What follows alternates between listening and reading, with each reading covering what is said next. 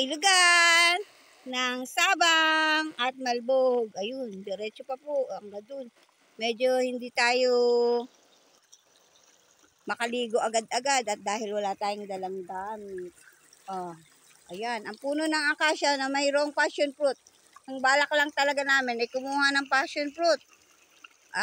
Napakatas pala sa Kailugan. Ay, sa Kailugan, sa puno ng akasya. Ayun ang mga kadalagahan nagaligo. Ayun. Sabi banda ron, ayun.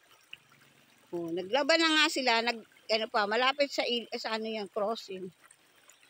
At ganito kasarap ang ilog. Wow!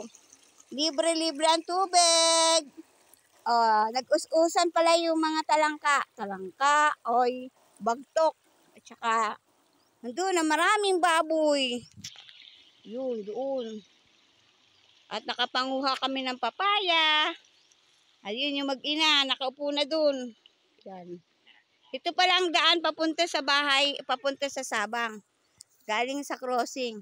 Yung mga bata nag-aaiwan lamang ng mga sinelas doon sa punong yun. Pagpatawid, papunta na sa school. Doon po pala ang school ay yun. Yung elementary. At baka sa susunod na mga panahon ay doon na tayo makakaparoon. Tayo doon. Tatambay doon tayo sa may kaalahan. Ayun, daming biik. May brown, may polka dots, at saka may puti. Wala lang diyang itim. Tingnan nyo naman kasarap ng buhay din eh. Hindi virgin ang word. Kasi tahimik. Uy, lamig. Nagligo ka. Yes. Yan, dito po dadaan yung mga tricycle nila. Binubuksan yan sa mga ibang sasakyan. Pero, dyan lang yung parking. Kasi wala na talagang wala nang daan dyan. Tingnan niyo yung kawayan, Kasi karami, Libre lang po ang kawayan dito sa yung mga nagatanim. Bumili ka na lang o kaya manghingi ka. Sayang rin naman yung babayad nila. Nang kalayo yung crossing, Ayun yung mga bata nagaligoan. Ayun. At yun lang, may dampa din na walang tao. Sira-sira na yan, giray-giray. At din pala ay school, nag-iisang tindahan. Yan, tindahan ni Aling Pe. Yun, dun sa kabila ang bahay namin. Uy, ang sarap maligo.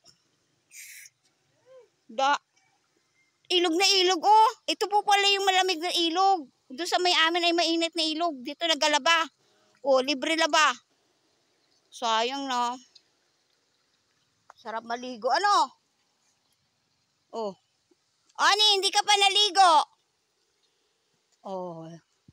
So yun yung inakyat namin kanina.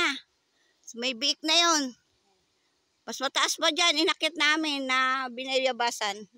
Na mayabas kami ni Tita Ellen. Kaganda naman din Ayun lamang po, makakalimutan mo ng problema mo dito. Kung lahat yan ay kinakain, tiyak, may luluto mo na kahit wala kang wala kang kwarta, hindi mo problemahin. Ito nga pala ang papaya na lalaki. Sabi daw hindi na mumunga ang lalaking papaya. Namumulaklak lang. Pero, sabi naman dun sa TV, farmer na, reporter na farmer, ay pwede naman daw yan at atagpasan mo lang sa gilid. Tapos pasusuhayan, ano ba yan? Basta parang ganun, ano ba ang tawag dun? Suhay. Aba, Milita, ngayon lang tayo nagkita. Ay, pareho kita. Hindi pa ako naparoon sa inyo. Ayan. Maraming salamat sa saging, baga. Sarap din Daming mga nagbigay ng saging sa amin. So, shout out kay Ate Edna talaga. At saka kay Berlanting. Ano kaya yung punong yun? Daming purong dilaw. So, ganun na lang mga kabeshis. Marami pa tayong pupuntahan. Mag-explore pa tayo sa paroonan natin sa Ilaya. Bye everyone. Happy Sunday.